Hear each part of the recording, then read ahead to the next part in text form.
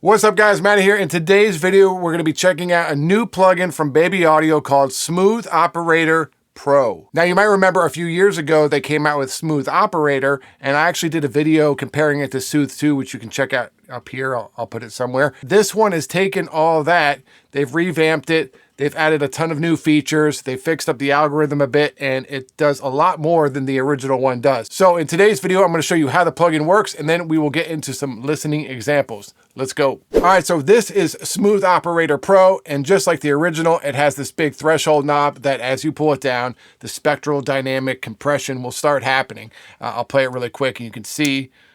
And if I had to choose somebody to seal the deal with, you would be here. Don't wanna let. So that's pretty straightforward. And by the way, shout out to my guy Kaygen Miles for letting us use this track. Patch it. You can check him out on all the streaming platforms. Now, so we have the big knob, and then you have these 6 sections down here, and we'll go through each one. First is setup. And this gives you low preserve and high preserve. And as you can see what it does, you'll see the pink coming down. It preserves any frequencies in this range so that they aren't actually compressed. So it's great for if you have a bass instrument, you can bring this down to like 100 hertz and it will only affect this frequency range, right? And vice versa, you can do it on the low preserve as well. So if you just want to use it for maybe like de-essing or something, you can bring this up to 5K and it will do that there. And lastly, we have makeup gain. We all know what that is. Next is the focus section. It has detail and isolation. So the detail is how many spots you start seeing being compressed, and the isolation is how much those spots are isolated. So check this out. Let's pull these down all the way. And when we play this and crank it up, you'll see it'll just be like a broadband compressor. And if I had to choose somebody to seal the. So cool. We know what that does. Now, watch as we bring this detail up, you will start seeing these spots kind of move around a bit more. And if I had to choose somebody to seal the deal with, you would be here. So now it's reacting to the way this vocal is and pulling down things that it perceives as not good. Now, as we pull the isolation out, it will detail everything a bit more. So it's not, right now it's still pretty broadband, but it's giving you a curve. The isolation will break that up. Watch this.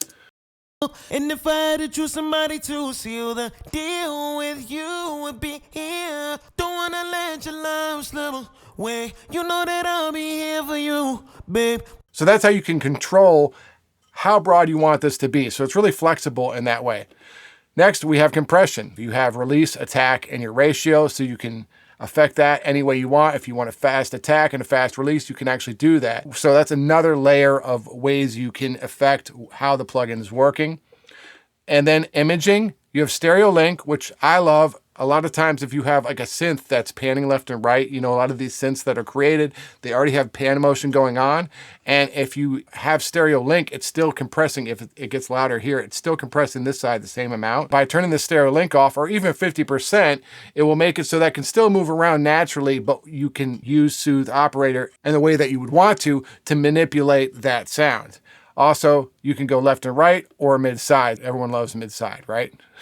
Next is sidechain. This is pretty simple. We'll get into this. You can use this in a sidechain manner, and all this does is basically turn it on, and then you have a sidechain gain, which is a nice feature to have. Lastly, output. You have a mix knob, you have out, and then what I really like to have is this monitor output or removed. And so you can click removed and actually hear what the plugin's doing, how much compression it's giving you, and like what frequencies is that. So it's a great way to really be able to dial into what it is doing. So all those features are cool, and they're pretty standard in a lot of these spectral dynamic plugins, but where I think this shines is more so on the right side. What I mean by that is these are all universal. The compression, attack, and release is set for this node, for this node, for this node, so on and so forth. But you can dial these in separately by clicking on the node, right? And then going to compression, and you'll see override global. You can click that, and now say we want a really slow attack and a faster release on just this frequency, we can do that, but it won't affect, if you go over here to this compressor, it's still on the global. So all these could stay on global, and then we could go to this one and have it override global and change the attack and release on that. So that's a really cool feature. Not only that, you can do it on the compression, the focus, and the imaging. So say we had one of these wide basses, and the top end, we didn't want the stereo image to get changed. So you could change it there, but leave it on the low end, right? So maybe the low end stays a little more centered and grounded together. all kinds of different tricks like that you can do. So that means to me you can get really nerdy with this plugin. Also, it has, I think if I remember correctly, about 14 nodes. So you have these that come with it to when you first instigate the plugin, but you can also click on more and really detail all kinds of things you want in order to achieve what you're trying to do. So that is basically all the plugin settings. I know some of you in the comments will ask me about oversampling. They do not have oversampling. They have made this plugin to work perfectly the way it is, and I think that's great. Oversampling gets overblown sometimes, but you can change the colors and do some small globals. They have shortcuts and get your latest version over here in the toolbar. All right, so let's get into some listening examples. First, we're going to listen to it on this vocal. We'll play it, we'll dial some settings in and see if it makes it better or worse. And if I had to choose somebody to seal the deal with, you would be here. Don't wanna let your love slip away. You know that I'll be here for you, babe. Would never try to hurt you, babe. Look at my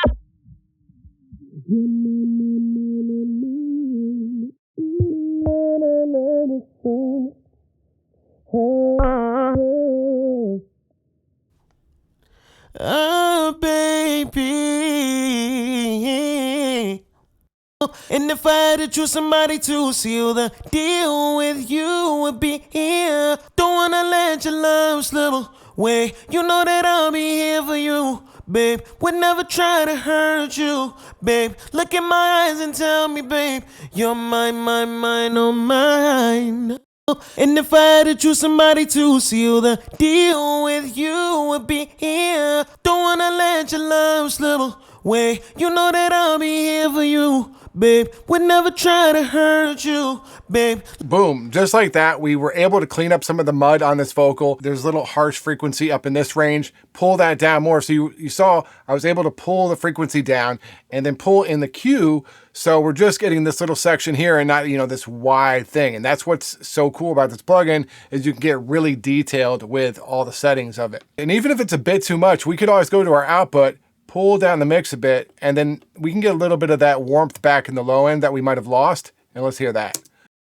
And if I had to choose somebody to seal the deal with, you would be here. Don't wanna let your love slip away. You know that I'll be here for you, babe. Would never try to hurt you, babe. Look in my eyes and tell me, babe, you're mine, oh mine. So that sounds great. And this might be a good plugin to use at the beginning of your chain to slightly clean everything up and then build upon that. Let's jump into a kick and bass example so you can see how the sidechain operation works.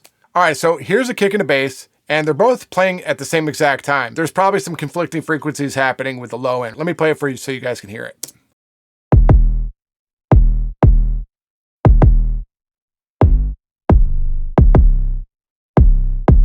Let's pull up Smooth Operator Pro, and we're going to put this into sidechain mode. So in Studio One, you just go there and you hit click and you hit kick, and it's now sidechaining to this Smooth Operator, which is on our bass track. Depending which DAW you're in, it works differently, but it's pretty straightforward. And then we're going to go to sidechain, and we are going to turn that on. So now let's play it, and we'll hear what it's doing.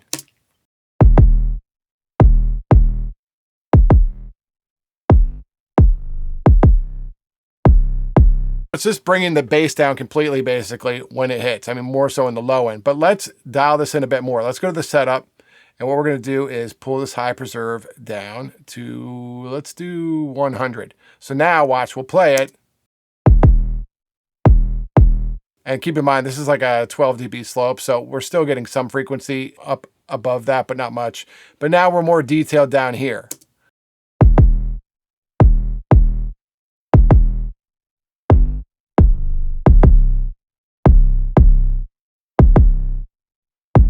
You can still hear it's maybe taking a bit too much of the bass away. So now, this is what I would like to do. Let's go to the compressor. Let's have that release a lot faster so that it's not pulling the bass down for so long.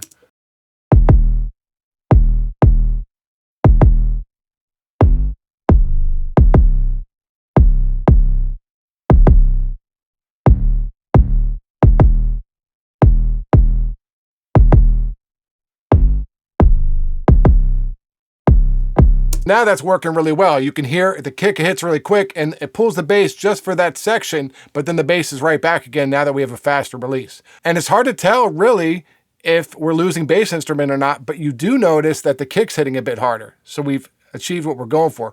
But we could even dial it in more and go to focus and maybe bring our isolation up a bit, and it will focus a bit more just on the note of the kick.